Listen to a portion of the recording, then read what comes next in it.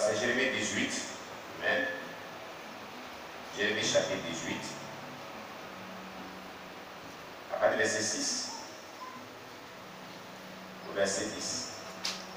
Jérémie chapitre 18, à partir du verset 6 au verset 8. Voilà, c'est ça.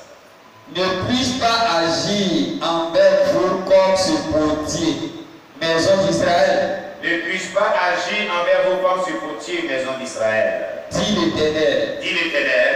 Voici. Voici. Comme l'argile est dans la main du potier. Comme l'argile est dans la main du potier. Ainsi. Vous êtes dans ma main. Vous êtes dans ma main. Maison d'Israël. Maison d'Israël. Soudain. Je parle. Sur une nation. Sur un royaume. D'arracher. D'abattre. Et de détruire. Mais si cette nation. Sur laquelle j'ai parlé. Revient de sa méchanceté. Je me répands du mal. Que j'avais pensé lui faire.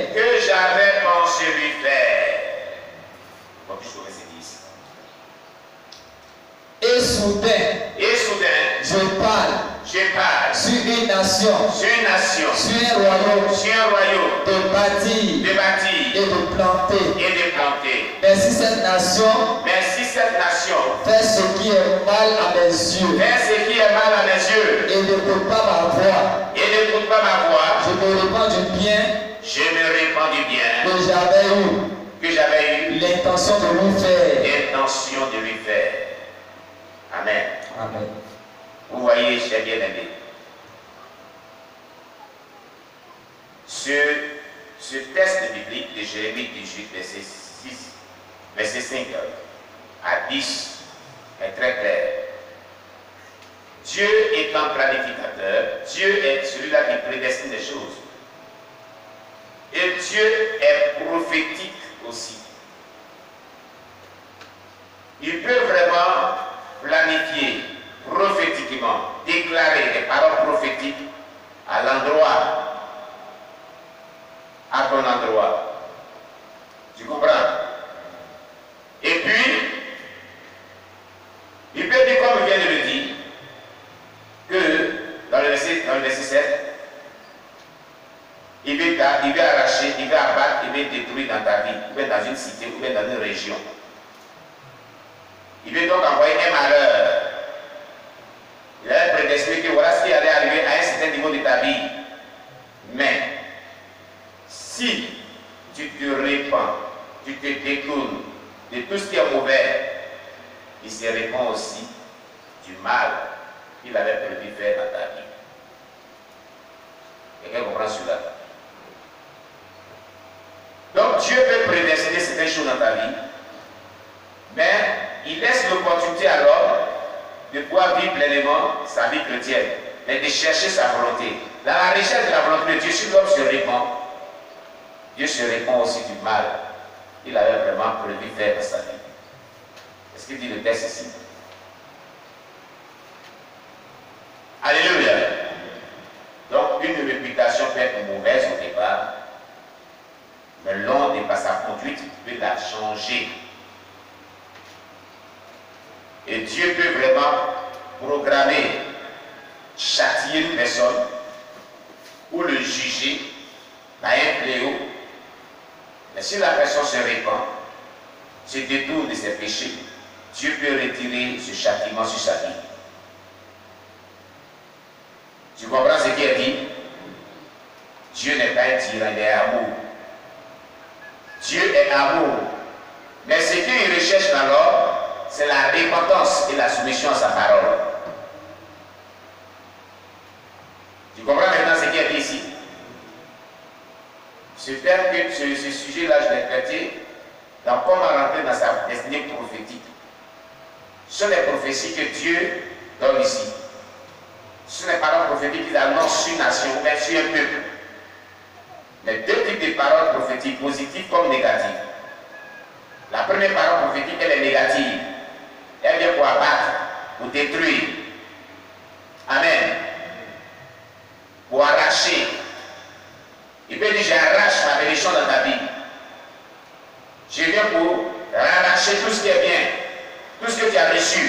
je viens pour détruire. Moi qui t'ai donné cela, je viens t'arracher cela. Moi qui a planté cet arbre dans ta vie, cet arbre de bonheur dans ta vie, je viens t'abattre. Mais si la personne se répand de ses péchés et plaide auprès de Dieu, sa miséricorde, Dieu aussi se répand du mal, mais de ce châtiment qu'il avait prévu faire dans la vie de la personne. C'est ce texte-là. Amen. Donc ça, cela parle des prophéties qui sont vraiment à nos sens négatifs. Donc des prophéties que Dieu utilise pour pouvoir vraiment corriger la vie de l'homme, le châtier, le frapper ou le juger. Amen. Ou corriger ou châtier un peuple, ou bien une nation, ou bien une assemblée chrétienne, ou bien une tribu, ou bien une famille, ou bien un couple.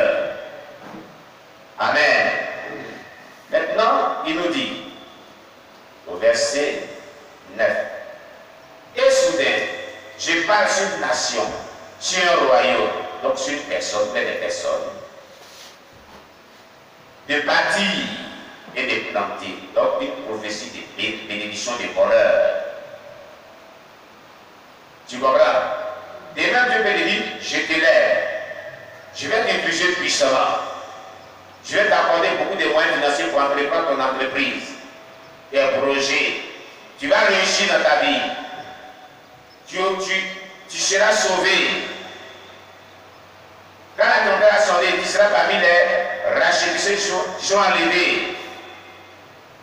Je te bénis, je te lève, je te guéris, je te délivre, je te restaure, je t'accorde le mariage, je t'accorde le bonheur.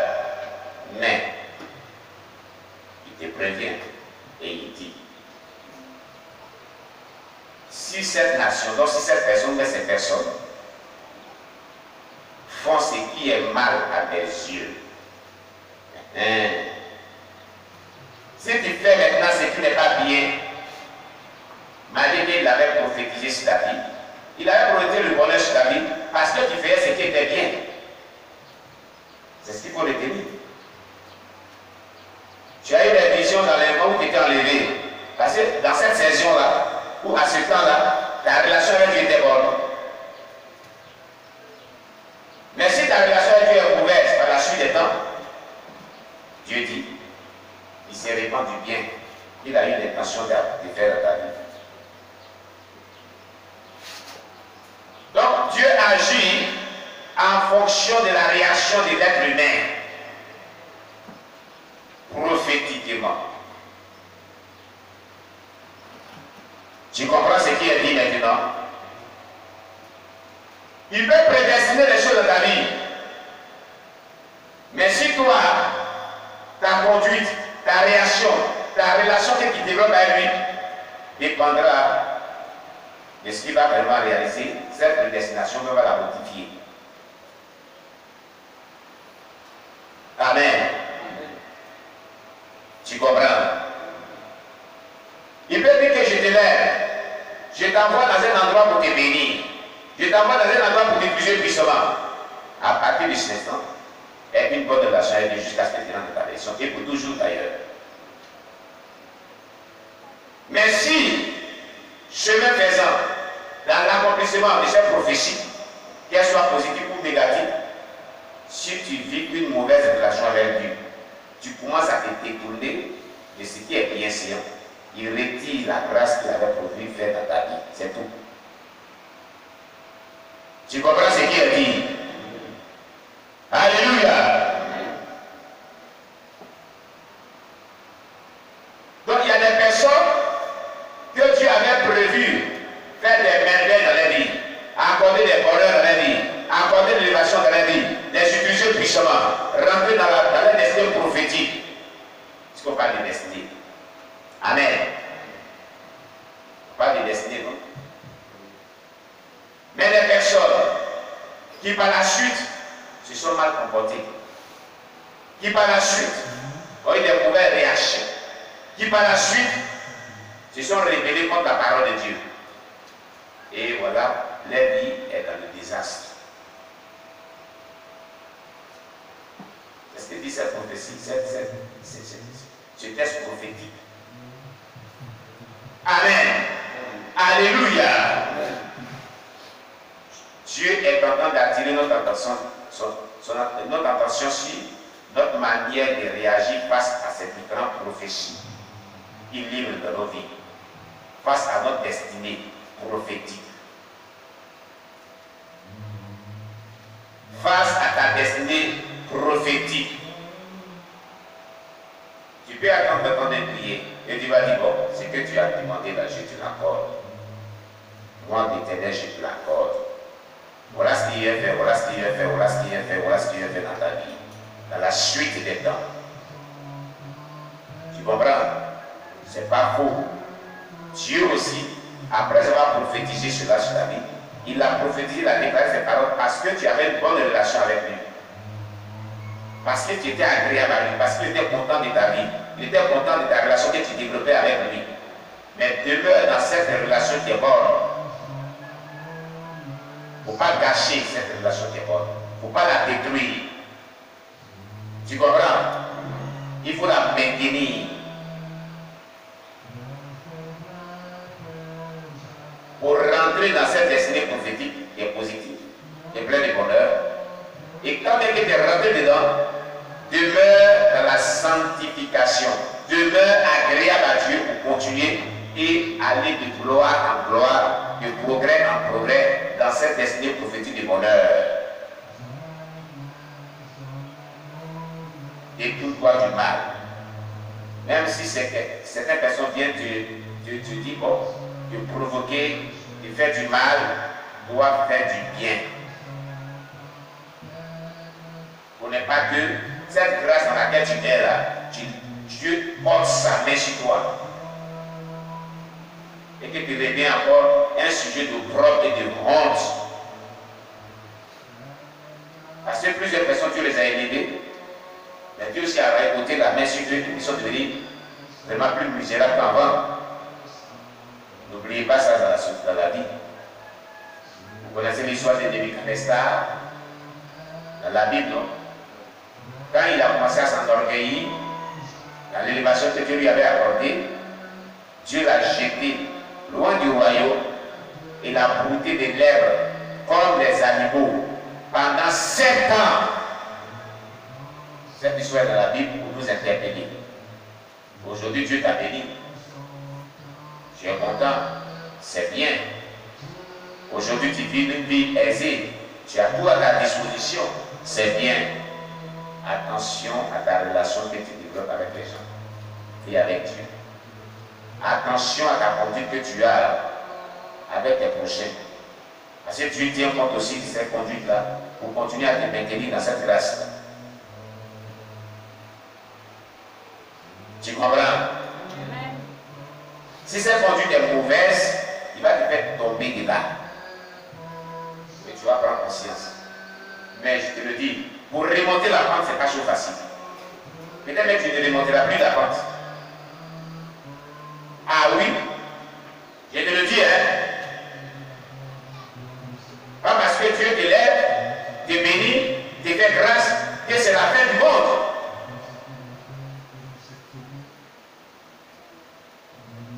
Et que tu peux écraser les autres. Tu n'as plus eu égard des autres, ni égard de Dieu lui-même. Quelqu'un m'écoute très bien. Faisons attention dans notre relation avec nos prochains, dans notre relation avec Dieu. Tout part de notre relation avec Dieu. Alléluia. Les grâces que tu as de manifester l'onction, les grâces que tu as de manifester les dons spirituels dans ta vie,